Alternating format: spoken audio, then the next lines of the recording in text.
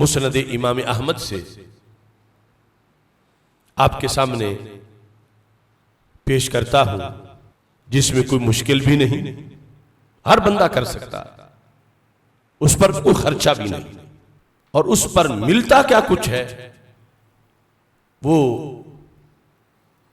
हम अपनी अकल से सोच के नहीं बता सकते। रसूल पाक सल्लल्लाहु अलैहि वसल्लम की हदीस पढ़ के बता सकते, और वो हदीस भी आज का खुसूसी तोहफा है इस वक्त पूरे आलम इस्लाम के लिए। नबी अकरम नूर मुजस्सम शफी मुअज्जम सल्लल्लाहु अलैहि वसल्लम का ये फरमान जो सनद हसन से जामे तिरमिज़ी में है, इब्न माजा में है, मुस्तदरक लिल हाकिम में है, बहकी शरीफ में है। अब कितना दीन है जो पर्दों में है, और जब कोई एक चीज, अल्लाह का करोड़ों बार शुक्र है कि हम एक एक हफ्ते में कितने कितने ये नए प्रोग्राम कर रहे हैं, तो ये हम जब जाहिर करते हैं तो अगर आम कोई बंदा आवाम में से आज तक हमने तो नहीं सुना, तो उसका ये मतलब नहीं, ये तो खवास और उलमा के लिहाज से भी वो कहेंगे हमने तो नहीं सुना। हालांकि जब इतनी बड़ी किताबों में मौजूद है तो तवज्जो नहीं होती, या उसे एक इह्याए इल्म के लिहाज से उसका एहतमाम नहीं किया जाता। तो नबी अकरम नूर मुजस्सम शफी मुअज्जम सल्लल्लाहु अलैहि वसल्लम से हजरत अबू दरदा रदियल्लाहु ताला अन्हु ये हदीस रवायत करते हैं।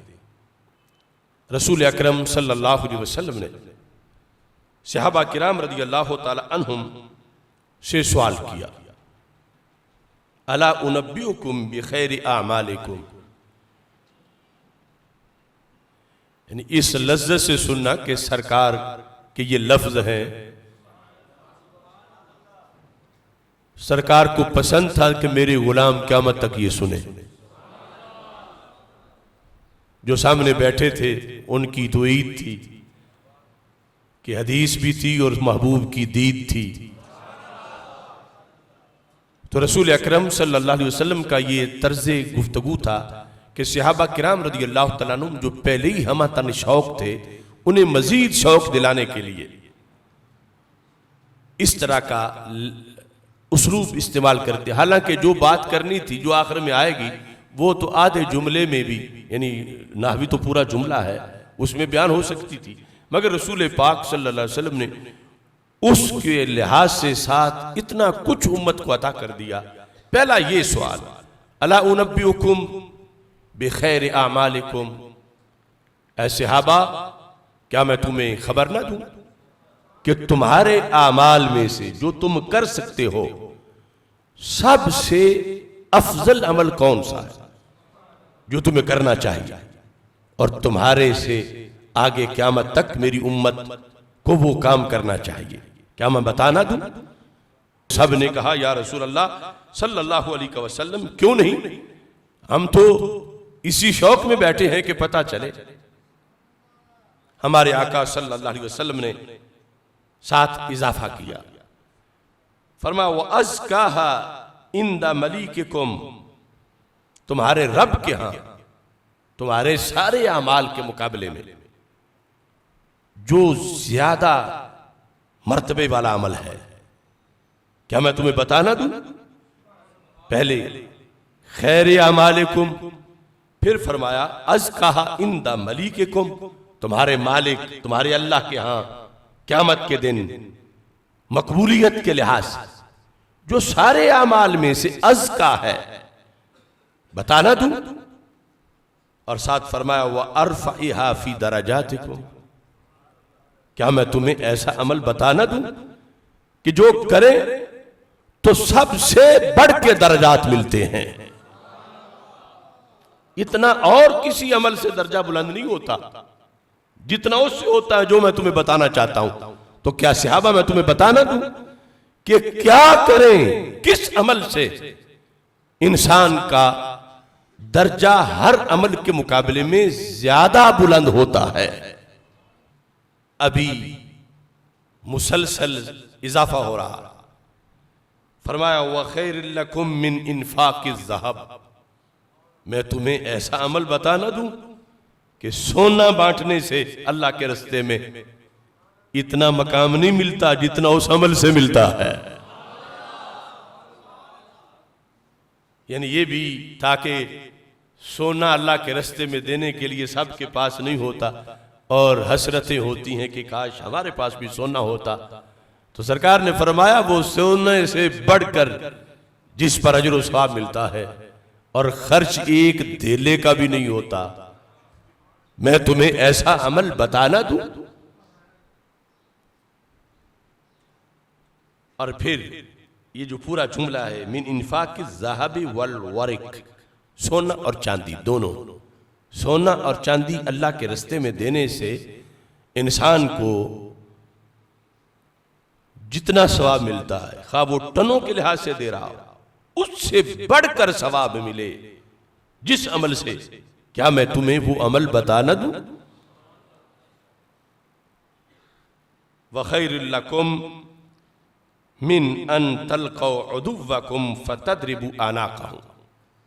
अगला काम बड़ा मुश्किल है कि ऐसा अमल जिससे इतना सवाब मिल जाए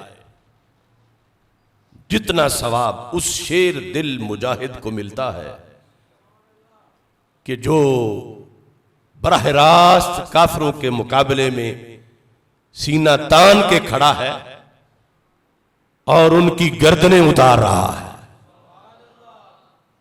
अपनी जान की परवाह किए बगैर उस पे हर तरफ से हमला हो रहा है, लेकिन वो डट के खड़ा है।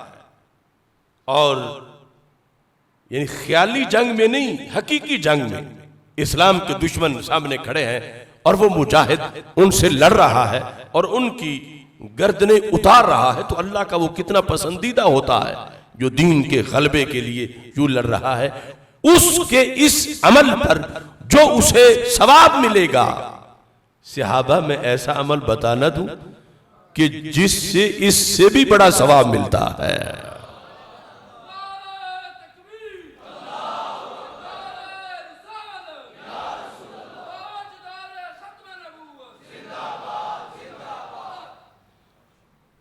वयद्रिबू आनाक़कुम, फरमाया वो काफिर तुम्हारी गर्दनें उतार रहे हो और तुम उनकी गर्दनें उतार रहे हो। ऐसे मौसम का जो सवाब है उससे भी बढ़ के अजर मिले किसी अमल के नतीजे में जो आसान सा है, वो तो बड़ा मुश्किल है।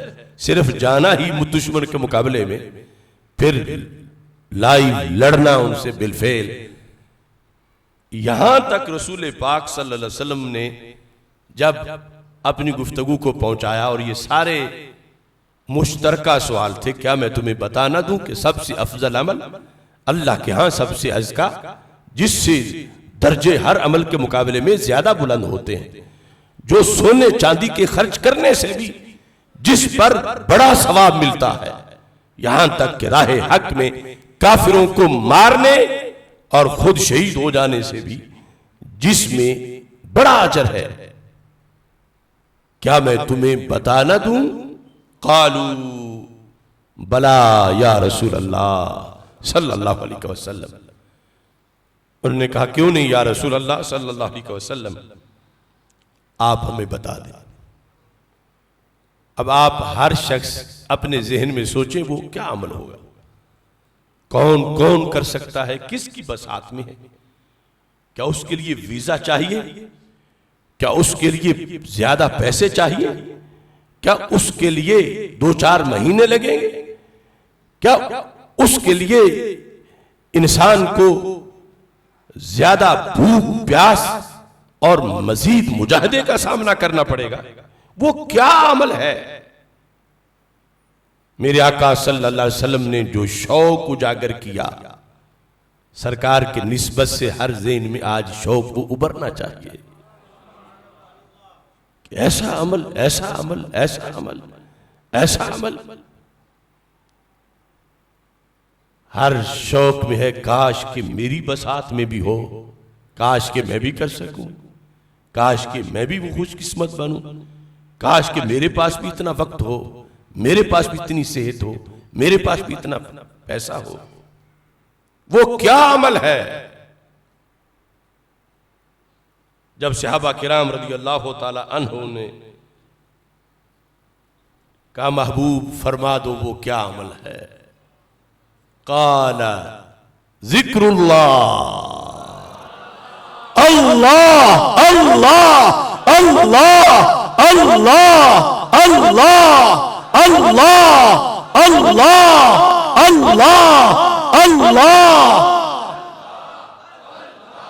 मेरे महबूब सल्लल्लाहु अलैहि वसल्लम ने फरमा मेरे सहाबा वो अल्लाह की याद है, अल्लाह का जिक्र है, अल्लाह कहना है, अल्लाहु अकबर कहना है, अल्हम्दुलिल्लाह कहना है, सुभान अल्लाह कहना है, बिस्मिल्लाह कहना है।